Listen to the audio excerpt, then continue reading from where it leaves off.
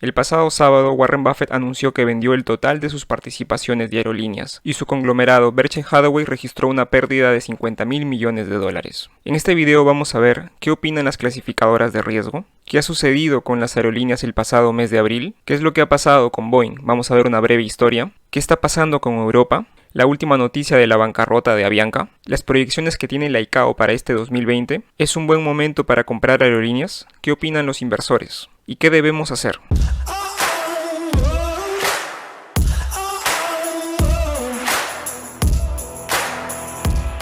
Y antes de empezar, vamos a hacer algunas aclaraciones.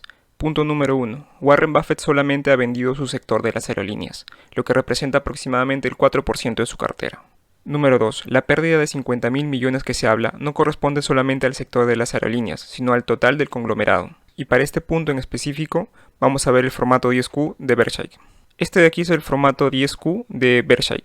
Este periodo de aquí corresponde al trimestre terminado el 31 de marzo de este año. Y nos vamos a ir a la página 24, que vendría a ser esta de aquí. Estos de aquí son los resultados operativos y son las ganancias y pérdidas atribuidas a los accionistas de Berkshire. Acá podemos ver un total de 49.000 millones, 50.000 millones aproximadamente, que es lo que se está hablando. Y en esta parte de aquí habla sobre las inversiones y los derivados, pérdidas y ganancias, que aproximadamente son los 55.000 millones de dólares. Y sobre este punto en específico, el informe dice: creemos que las pérdidas o ganancias en inversiones o derivados, ya sean realizadas por disposiciones o no realizadas por cambios en los precios de mercado de los valores de renta variable, generalmente no tienen sentido para comprender nuestros resultados informados o evaluar el desempeño económico de nuestros negocios. Estas ganancias y pérdidas han causado y continuarán causando una volatilidad significativa en nuestras ganancias periódicas. Y con esto viene el tercer punto. Las ganancias o pérdidas solamente se hacen efectivas cuando se cierran las posiciones. Y ahora sí comencemos, porque creo que este será un video un poco largo. ¿Qué opinan las clasificadoras de riesgo? El pasado 10 de abril, Fitch tomó acción frente a las aerolíneas norteamericanas, y lo que hizo es realizar una rebaja de sus clasificaciones. En este cuadro de aquí tenemos la clasificación al 1 de marzo y luego el cambio que hubo al 10 de abril. Y como podemos ver, todas han sido rebajadas. Y prácticamente en promedio la clasificación se ubica entre un BB más y un BB menos, siendo la aerolínea Southwest la mejor clasificada y una de las peores American Airlines. Y ahora, ¿qué quiere decir todo esto de aquí? Como podemos ver, a partir de aquí, de esta línea de aquí, de esta clasificación de acá, acá tenemos a Fitch, a partir de aquí para arriba están en grado de inversión. Y a partir de esta línea para abajo están en grado especulativo. Y esto quiere decir que mientras más alto estén aquí, hay más probabilidad de cumplir con las obligaciones. Y la mayoría de las aerolíneas están en este punto de aquí, donde es probable cumplir las obligaciones. Y ahora, ¿qué está pasando aquí? ¿Es que acaso las clasificadoras de riesgo están tratando de mejorar la dudosa reputación que hubo en la crisis financiera del 2007-2008? ¿Qué es lo que ha sucedido con las aerolíneas el pasado mes de abril? En este cuadro de aquí tenemos la capacidad de pasajeros del último mes de abril del 2020. Estos de acá son los cambios de capacidad frente a lo planeado y lo que ha sucedido en la realidad. Y por ejemplo aquí tenemos que Estados Unidos ha visto una reducción del 83% de capacidad, China el 95%, España el 90%, y así podemos ver etcétera, ¿no? Hong Kong el 93%, Portugal el 91%, Italia el 94%, y en todo el mundo la capacidad se ha reducido en un 85%. En este cuadro de aquí tenemos el rescate que han tenido las aerolíneas, que aproximadamente ha sido 25 billones de dólares. Aquí podemos ver que United ha recibido cerca de 6 billones, American cerca de 5.8, Delta de 5.4, Southwest 3.2, Alaska 1.2, JetBlue, y todo este grupo de acá de aerolíneas conforma el resto de los 25 billones de dólares que se ha utilizado para el rescate de las aerolíneas en los Estados Unidos.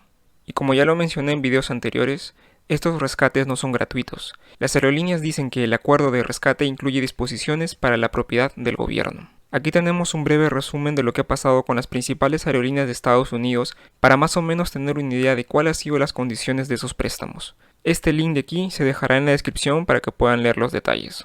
Aquí sabemos que la Fed está comprando mala deuda, pero queda una duda, ya que en los momentos en donde las clasificadoras están indicando que estas aerolíneas tienen problemas o podrían tener problemas de cumplir con sus obligaciones, la Fed lo que hace es comprar esta deuda. ¿Qué es lo que ha pasado con Boeing? Vamos a ver una breve historia que es muy curiosa.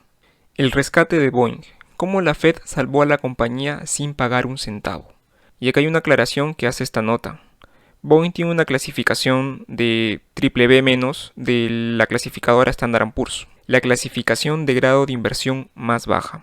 Hace menos de 2 meses, Boeing fue a Washington con el sombrero en la mano, pidiendo un rescate de $60.000 millones para sí mismo y sus proveedores. Sin embargo, al instar a la Reserva Federal a tomar medidas sin precedentes para impulsar los mercados de crédito, la administración Trump terminó ayudando al fabricante de aviones más de lo que cualquier otro documento del gobierno podría. La decisión de la Fed de usar su balance casi ilimitado para comprar bonos corporativos mejoró la liquidez tanto que fue un cambio de juego para la compañía. Finalmente, esto le permitió a Boeing recaudar $25.000 millones de inversores privados y retirar su solicitud de rescate del gobierno, evitando las restricciones que ciertamente habría impuesto. Boeing entró el jueves con la esperanza de recaudar entre $10.000 y $15.000 millones, vendiendo bonos con vencimientos que se extienden hasta los 40 años. A medida que la demanda por la oferta alcanzó un máximo de $70.000 millones, los funcionarios de la compañía se dieron cuenta de que no necesitan buscar más fondos y establecieron el tamaño final del acuerdo en $25.000 millones, convirtiéndolo en la mayor venta de bonos corporativos del año en los Estados Unidos y el sexto más grande de la historia registrado. Aquí con esta noticia nos damos cuenta de que la Fed, solamente con el hecho de indicar que va a ayudar a las empresas, va a inyectar dinero al mercado, con simplemente este hecho ha mejorado el sentimiento del mercado. Y Boeing lo que hizo acá lógicamente es conseguir esos $25.000 millones que iba a pedir prestados a la Fed de inversores privados. ¿Qué es lo que está pasando en Europa? ¿Qué es lo que ha sucedido en Europa durante la última semana? La aerolínea global líder en Europa, Lufthansa, está perdiendo 1 millón por hora y necesita un rescate. Los resultados de las aerolíneas europeas caen en picada. Las principales compañías aéreas de Europa han registrado una grave caída en el primer trimestre del 2020 a causa de las restricciones impuestas por la crisis. Muchas de estas aerolíneas han solicitado ayuda estatal en su lucha por reducir los costos y preservar liquidez. Iberia y Vueling piden más de 1.000 millones de euros para salvar su liquidez. Y hay que echarle un ojo a esta noticia de aquí. Bruselas establecerá el 13 de mayo las normas para reactivar las aerolíneas.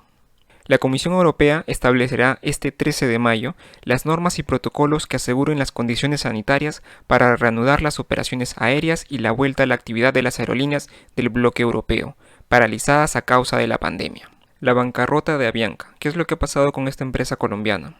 Por insolvencia, Avianca se acoge a la ley de bancarrota en los Estados Unidos. Esto sucedió el pasado domingo 10 de mayo.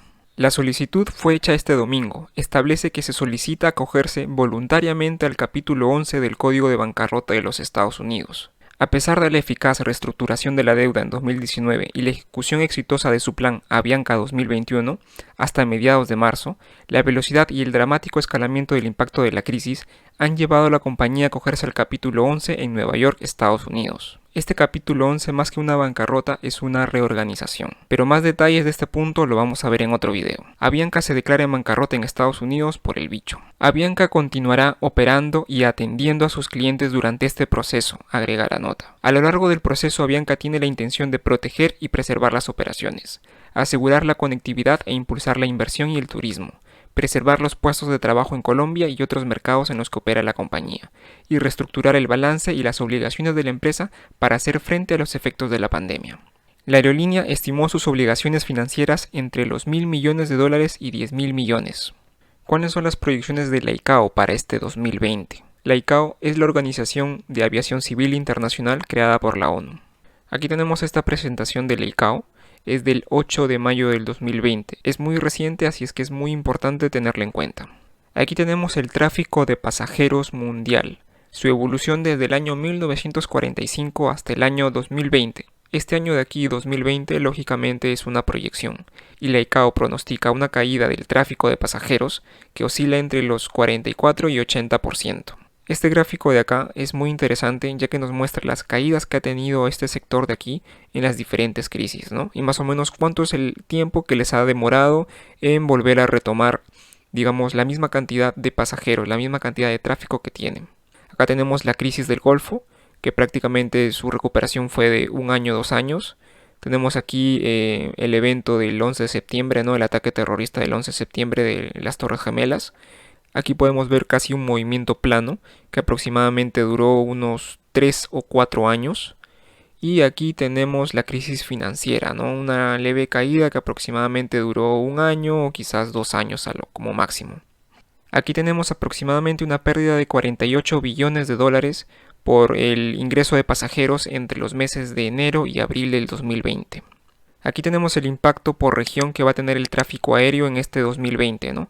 Tanto tráfico y tanto ingresos, ¿no? Por ejemplo, en Estados Unidos, su capacidad para este 2020 se va a ver reducida entre el 34 y 66%. Va a representar una pérdida entre 17 y 32 billones. Europa, una capacidad de entre el 40 y 74%, capacidad reducida. Unos ingresos reducidos del 56 a 98 billones de dólares. En Asia, una capacidad reducida del 38 al 70% y unos ingresos reducidos de 48 a 86 billones. Esta información de acá está muy interesante y el link igual lo voy a dejar en la descripción para que lo puedan ver detalladamente y con tranquilidad. ¿Es un buen momento ahora para comprar aerolíneas? ¿Qué es lo que opinan los inversores? Los inversores apuestan contra Warren Buffett, mientras el ETF de las aerolíneas ve un aumento del 1600% en los flujos del fondo. Mientras Warren Buffett vendía las posiciones de las aerolíneas de Berkshire, los inversores las compraban, tomando el lado opuesto de la apuesta de Buffett, que reveló en la reunión anual de Berkshire el sábado pasado. El ETF Jets vio que sus activos aumentaron hasta 615.8 millones de dólares el 30 de abril, de los 34.6 millones el 30 de marzo, lo que representa un aumento de más de 1600%. Aquí tenemos los flujos diarios de Jets, y como podemos ver durante más o menos la quincena al 25 de marzo, podemos ver una gran cantidad de aumento de flujo aquí en este ETF. Y la noticia anterior se relaciona con esta información. Esta de aquí es la variación del precio del ETF Jets, y esta línea verde de aquí que ven es la tenencia de los usuarios dentro del broker Robinhood. Y como podemos ver aquí en este gráfico, a inicios de marzo aproximadamente 364 usuarios estaban dentro de este ETF. Y al día de hoy, lunes 11 de mayo, tenemos 22.167 usuarios que están dentro de este ETF. Y la pregunta aquí es simple, ¿estás dispuesto a tener una inversión en solo una aerolínea frente a todas las dudas que hay y todas las noticias que hay? ¿O es mejor apostar por todo el sector? Vamos a ver algunos detalles del ETF Jets. Aquí tenemos algunos detalles de este ETF. El precio 13.47 a fecha 8 de mayo del 2020. Aquí tenemos el costo y los gastos, ¿no? Que aproximadamente es el 0.60% anual. Está un poco alto, sí, pero este es el costo que tiene este ETF. El PER que tiene este ETF es de 7.17. Esto igual habría que revisarlo. Y el dividendo anual que paga es de 0.39 dólares por este ETF. Lógicamente que esta data de aquí está sacada al 2019, ¿no? Prácticamente el cierre del 2019. Y lógicamente este dividendo de aquí va a ser menor en estos meses de acá o en meses futuros. Aquí tenemos la composición que tiene este ETF. Tenemos a las 15 primeras posiciones, ¿no? Tenemos con un 11% aproximadamente igual, ¿no? Tanto Southwest como American. Un 9% Delta, acá está United, está Skywest, no sé, Alaska que también es conocida, JetBlue, acá está Hawaiian también. Y bueno, aquí pueden ver toda la composición que tiene este ETF. Algunos pros y contras que tiene el sector. Como pros podemos tener lógicamente que el sector de las aerolíneas difícilmente tiene un sustituto. Posiblemente el único sustituto, por decirlo así, sean los vuelos cortos. Quizás, podríamos decirlo, ¿no? Y otro pro que tiene es el continuo crecimiento de pasajeros. Como contra tenemos que en este sector de aquí, lo único que diferencia es el precio. Y los clientes son poco fieles debido a este tema de aquí. Otro contra que tenemos aquí es que este sector depende mucho del ciclo económico. Así es que lo mejor es invertir donde el ciclo está bajo. Si no sabes qué es esto del ciclo económico, tengo algunos videos que voy a dejar por aquí por algún lado y también en la descripción. Otro contra que tiene este sector es que el 25% de los costos son debido al combustible, son debido al petróleo. Y si el precio del petróleo se mantiene bajo, como se tiene actualmente, posiblemente sea muy positivo para todas las aerolíneas. Otro contra que también tiene este sector es que aproximadamente el 50% de los costos son costos fijos. Y esto quiere decir que mientras los aviones vuelen o no vuelen, igual hay que seguir pagando estos costos. Y la pregunta aquí es en cuánto tiempo se recuperará este sector. Si estás dispuesto a esperar 2, 3, 5 años a que este sector vuelva a mejorar. Si te ha gustado el video, dale like y suscríbete al canal porque pronto tendremos más información como esta.